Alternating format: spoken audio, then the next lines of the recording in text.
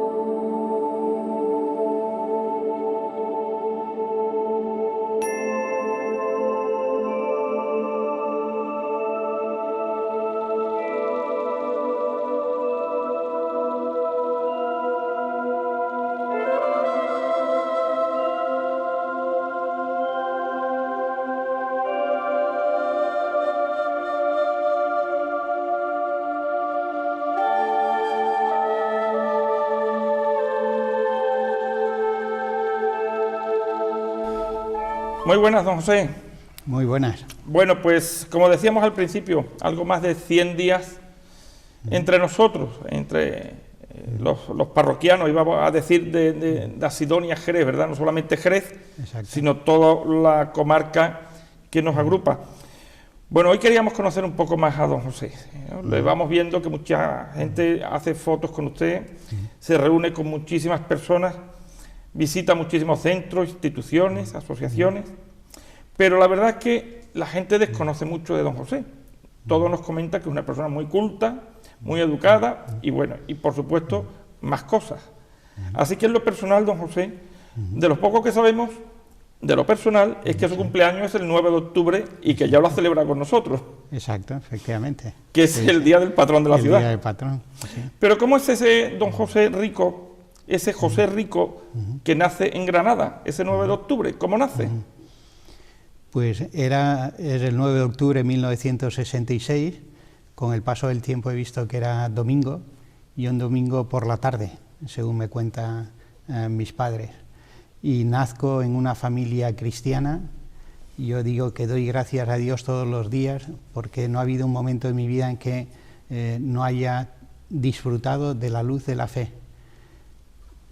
Hasta tal punto que cuando pues uno despierta la conciencia y empieza a conocer todo cuanto le rodea, pues este conocimiento y este abrirme a la realidad lo he hecho siempre contando con total espontaneidad con la fe que he visto en mis padres, con la fe que he visto en mis hermanas mayores, después en mis hermanos menores. Somos 6 hermanos, yo soy el tercero, 4 mujeres, 2 varones, los 2 varones sacerdotes. Nos llevamos 11 meses, aunque mi hermano Enrique estudió primero arquitectura y entró 5 años después en el seminario. Y yo digo que la iglesia de casa, esta expresión que utilizamos tantas veces, la iglesia doméstica, es la iglesia de la familia, ha sido para mí, es y pienso que será. O sea, la primera referencia eclesial en mi vida pues no me la ha dado un grupo apostólico o una parroquia o una hermandad, sino que me la han dado mis padres y mis hermanos. Y es en el seno de una familia cristiana pues donde he aprendido a tratar con las personas, a relacionarme con otros, a discernir qué quería el Señor para mí en el futuro. Por esto doy gracias a Dios todos los días por mi familia. Es decir, que tiene claro que la familia es prácticamente el germen quien nos invade con lo que es el cristianismo hoy en día. ¿Tiene que ser así? Así es, así es. Yo pensaba que esto ocurría a todos. Yo digo, de las experiencias así más sorprendentes de mi vida fue cuando nos trasladamos, mi padre médico sacó la cátedra de medicina interna y fue en el año 74, después de un tiempo en Salamanca. Con la muerte de Franco se suspenden todos los procesos académicos y se retoman, y la plaza vacante que en ese momento queda es la de Cádiz, y mi padre pues saca la cátedra de medicina interna en Cádiz, y ahí que nos trasladamos toda la familia. Yo tenía entonces 12 años, de los 12 a los 17 años he vivido en Cádiz, ahí he tenido amigos que gracias a Dios todavía conservo. Pero de las cosas que más me llamó la atención fue, pues, al cambiar de ciudad y cambiar de colegio. Yo en Granada, pues, estudiaba primero el parvulario, como decimos ahora, en unas religiosas, después pasé a los agustinos recoletos. O sea, todo era un ambiente de fe, donde las cosas del Señor se exponían con normalidad, tanto en situaciones de descanso, de alegría, como de estudios. Después entré también a formar parte de un grupo montañero, con la riqueza que supone Sierra Nevada, muy parecido al movimiento Scout, pero era un grupo montañero asociado a un grupo de fieles al que pertenecían mis padres, que tenía al frente un padre jesuita de allí de Granada. Cuando nos vinimos a vivir a Cádiz, pues para mí una de las primeras sorpresas fue un día en clase que el profesor pregunta en asignatura de religión: a ver, ¿cuántos habéis ido a misa el domingo pasado? Y de una clase de 42 levantamos la mano, creo que eran 3 o 4 alumnos. Y digo, ¿cómo es esto? Digo, esto me sonaba extraño. Digo, pero es que incluso los que nos decimos cristianos no todos van a misa. ¿No? O sea, entonces comprendí que no todos, yo digo que ahí está el origen remoto de la vocación, pues que no todos tenían la suerte inmensa de disfrutar de una relación con el Señor que a mí se me había dado desde pequeño en casa. Don José, los traslados familiares, en este caso, los cambios de colegio, todo eso enriquece, en el fondo. Sin duda, sin duda. Sí, porque abre horizontes. A mí me dicen, bueno, si es que usted no tiene acento granadino. Y yo, pues lo perdí al ir a vivir a Cádiz, porque en Cádiz me di cuenta cómo se abre en Granada. Y a veces es verdad que los granadinos, pues fuera de Granada no nos entiende la gente. Y digo, bueno, hay que darse a entender, ¿no? Y aunque uno hable poco, como es mi caso, pero también es importante que... Dentro de esa trayectoria, de esos cambios, de esos cambios de colegio, ¿dónde llega la vocación? Pues después de 5 años viviendo con la familia en Cádiz, volvemos a Granada.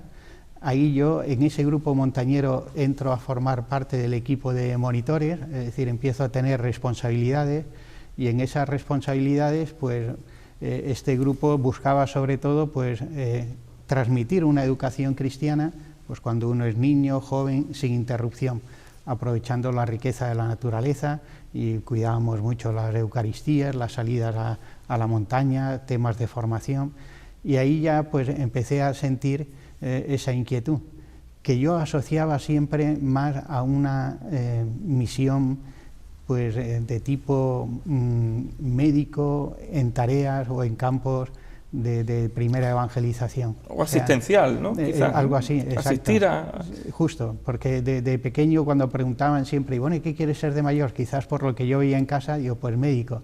Y luego ya empecé a juntar médico con otras cosas. Y llegó un momento, médico misionero. Pero veía que aquello como que no terminaba de cuajar. Entonces, pues un padre jesuita, el padre Rodríguez Molero, pues me invitó a rezar una oración a San Francisco Javier, la novena de la gracia, y bueno, pues con estas oraciones, con la ayuda al discernimiento, cuando por primera vez pensé, ¿y si el Señor me quiere sacerdote? Pues de repente pues tuve una tranquilidad y una paz interior que hasta ahora nunca he perdido. Luego comprendí lo que San Pablo afirma, que la paz de Cristo actúe de árbitro en vuestro corazón. O sea, para poder discernir que son cosas del Señor y no una ocurrencia mía, pues es fundamental entender que el Señor quiere para nosotros siempre lo mejor, lo más bueno, y eso deja paz en nosotros. Bueno, pues imaginándome como sacerdote empecé a descubrir una paz que hasta entonces no había experimentado. Esa vocación le llega, y esa vocación se la propone, imagino, a la familia, la pone en el centro de una familia cristiana, y es bien acogida y entendida. Bueno, pues siempre hay su resistencia. Sí. Primero porque, en fin, sin ser un apellido especialmente reducido, pero bueno, como que siempre gusta. Pues la primera reacción de mi abuelo, me contaba mi padre, dice, pero bueno, pues el séptimo, mi abuelo había contado que en José Rico formaba yo en la línea familiar. Dice, el séptimo José Rico, se va a perder el apellido. Luego, bueno, quedaba mi hermano que entró, entonces ya cuando mi hermano 5 años después entró en el seminario, ya fue. Pero en fin, estas cosas que eran un poco de dificultades y bueno, pues las lágrimas también de una madre, pues cuando deja por primera vez acompañando al seminario, y luego mi madre pues lo ha dicho muchas veces, ¿no? Pues que quizás experimentó más dolor cuando salimos de casa, mi hermano y yo, para ir al seminario, que cuando mis hermanas se han casado, y sin embargo ha visto que una vez sacerdotes, pues somos los que hemos podido estar en muchos momentos más cerca de ellos. ¿Cómo es ese seminario al que llega? Aunque llegue con un hermano, en compañía, pero ¿a qué seminario se dirigen al final? Pues, ¿cómo son sus inicios allí? Yo había comenzado un año en la universidad, que ya era ya un año de discernimiento, de intentar aclararme si esto o lo otro, y entonces pues este sacerdote jesuita me llevó a Toledo, al seminario que entonces estaba orientado y regido por el cardenal Marcelo González Martín, en un contexto convulso en muchos seminarios, y más que en seminarios, en centros de estudios, en facultades de teología, pues este jesuita pensó pues que lo mejor era un seminario pues donde la enseñanza de la Iglesia se transmitiera con normalidad, donde hubiera un ambiente sano y dócil de formación sacerdotal. Entonces, como yo había hecho un año de universidad, pues fui llevado a un seminario de vocaciones tardías. Cumplí los 19 años a los 10 días de llegar al seminario y ya fui considerado tardío. Yo no, tampoco. Ahí ya me empezaron a crecer las canas, pensé yo. Y bueno, siempre he dado gracias a Dios por este seminario que se creó precisamente porque el seminario habitual, el que ya existía, en ese momento estaba lleno de seminaristas. Superaban los 180 seminaristas en el seminario San Ildefonso y fuimos 42 en el seminario Santa Leocadia de Toledo el año que yo ingresé. ¿Quién le inspira una vez que está en el seminario? ¿Dónde encuentra la inspiración de alguna persona, de algún personaje, de alguna vivencia? ¿Quién le aporta para seguir adelante en ese día a día de estudio? En el seminario descubrí que mi visión de la Iglesia era muy pequeña, por más que había ya surgido el deseo, entiendo que lo había puesto el Señor, de entregarme a la Iglesia pues de por vida. Pero la Iglesia que conocí era la de casa, la de este grupo montañero y la asociación de fieles a la que pertenecía. Conocía este sacerdote jesuita y poco más. Yo no tenía relación con vida parroquial o ni siquiera con diócesis, más que lo mínimo, y llegar al seminario fue de repente como abrir una ventana a una iglesia más grande, y eso lo descubrí sobre todo en la figura del cardenal don Marcelo, católico en el sentido pleno, es decir, de corazón ancho. En aquellos años en el seminario de Toledo concurríamos seminaristas de diferentes partes de España, pero también del extranjero, que buscaban simplemente una formación sacerdotal conforme a la Iglesia pedía, según las directrices del Concilio Vaticano II. Y ahí lo encontramos. Y yo creo que en esos años de convivencia de jóvenes de diferentes lugares, a todos se nos ensanchó el corazón. y se nos enseñó, sin que eso formara parte de un programa de estudios, a amar a la Iglesia en su universalidad. Y hoy pues nos encontramos con los que habían sido compañeros dispersos en muchos lugares del mundo, algunos en tierras de primera evangelización, otros en diferentes lugares de España o en tierras de misión, y entre todos un vínculo de verdadera amistad. Don José, se acaba su tiempo en el seminario y llega la ordenación. ¿Cómo fue ese día? ¿Dónde? ¿Cómo lo celebró? Sí, pues fui ordenado el 11 de octubre del año 1992. Luego, pues bueno, entonces ya sabía, el 11 de octubre fue el día que se promulgó el Catecismo de la Iglesia Católica. Y se promulgó ese día porque se celebraba el 30 aniversario de la apertura del Concilio Vaticano II. Todas estas fechas, su importancia como las he ido descubriendo después.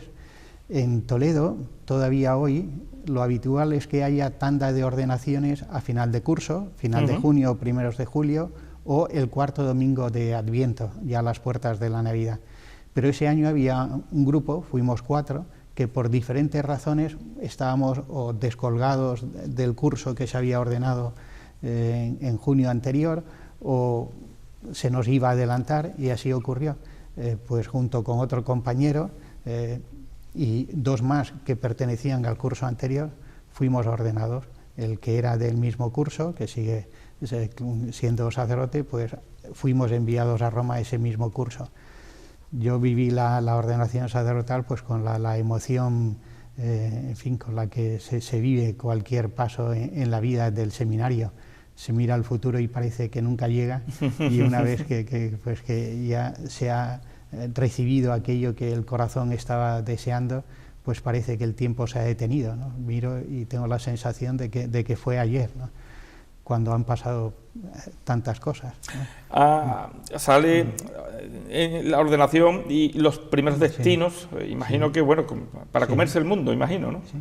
En mi caso, pues, ordenado sacerdote el 11, el día 12, Día del Pilar, celebro la misa de Acción de Gracias, y el 13 tomo un avión para ir a Roma, porque fui enviado, mi primer destino, a ampliar estudios a la Universidad Gregoriana de Roma.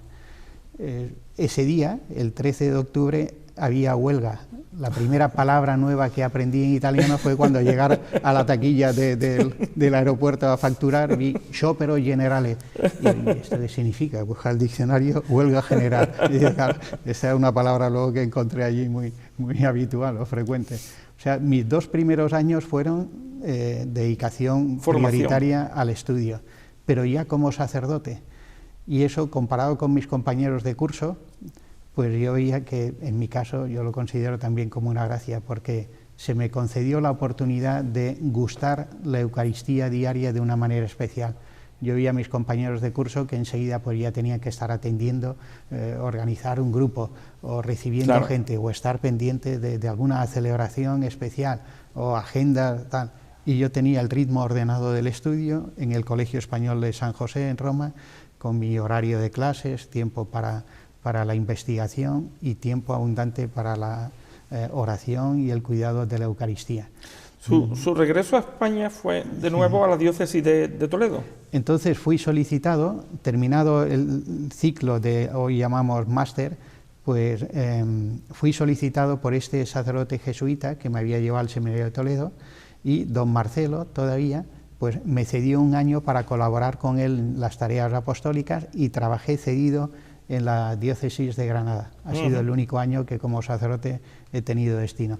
Estuve destinado como vicario parroquial en la parroquia del Corpus Christi, en el barrio del Zayín, junto al campo de fútbol de Granada, y terminado ese curso, se produjo ya el relevo episcopal, entró como arzobispo de Toledo don Francisco Álvarez, y entonces fui enviado de nuevo a Roma, ahora ya por 3 años, para completar la tesis doctoral. Y completada la tesis doctoral, pues sí que regresé ya a Toledo, donde fui enviado de párroco a un pueblo cercano a Toledo, Nambroca. Y a la vez empecé a dar clases en el seminario. Dentro de todo eso ya ámbito más normal de sacerdote, su paso a Getafe, ¿cómo fue? Pues yo estuve de párroco en esta parroquia 3 años, Nambroca. Completados esos 3 años, pues fui llamado a colaborar en la Conferencia Episcopal Española como secretario en la Comisión Episcopal para la Doctrina de la Fe. Eso era el año 2001. Y por ese motivo dejé la parroquia de Nambroca y empecé a colaborar como sacerdote adscrito en la parroquia de Santo Tomé, en Toledo. Parroquia conocida por tener el cuadro del Señor de Orgaz del Greco. Ahí formábamos un equipo, 3 sacerdotes. Era párroco entonces el que hoy es obispo de Córdoba, don Demetrio, que había sido provicario general de la diócesis de Toledo.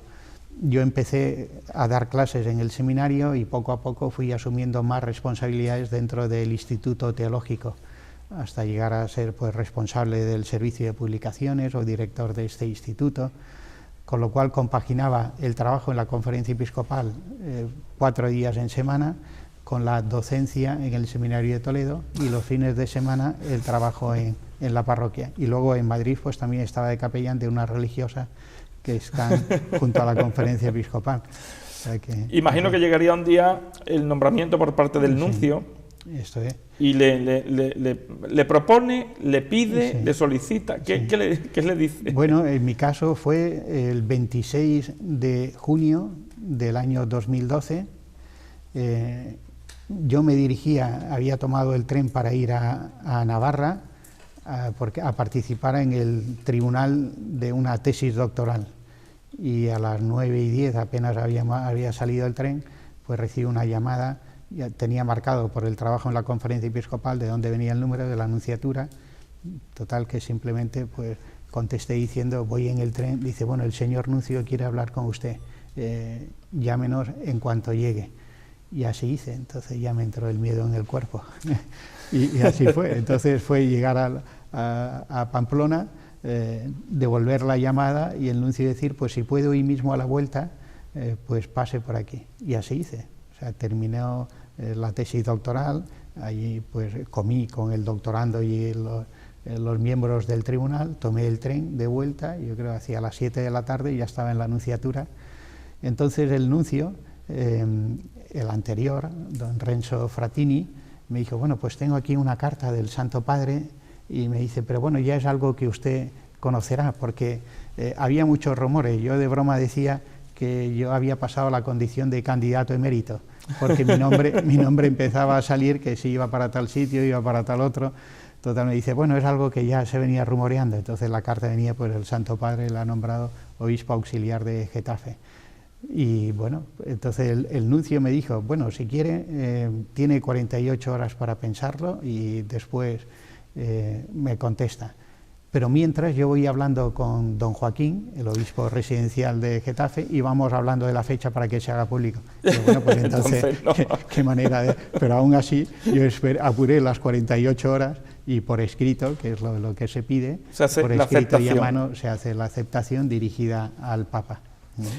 Bueno, pues la verdad es que más intensa no ha podido ser estos minutos que prácticamente han copado la primera parte, ¿no? Su llegada como obispo auxiliar a Getafe, ¿verdad? Imagino que desconocía un poco lo que había en Getafe. Conocía solo de paso, porque para ir de Toledo a Madrid hay que pasar por Getafe. Entonces yo decía de broma pues que había atravesado muchas veces, pero nunca me había quedado, y ahora el Señor me enviaba a quedarme en una diócesis que sigue creciendo en población, joven, en la que se ha trabajado muy bien, y yo pues me he sentido muy, muy, muy querido por la gente. Sí. Vamos, José, a hacer una pausa para la publicidad y ahora ya retornaremos estando un poco más en la diócesis de Asidonia, Jerez, si le parece. Estupendo.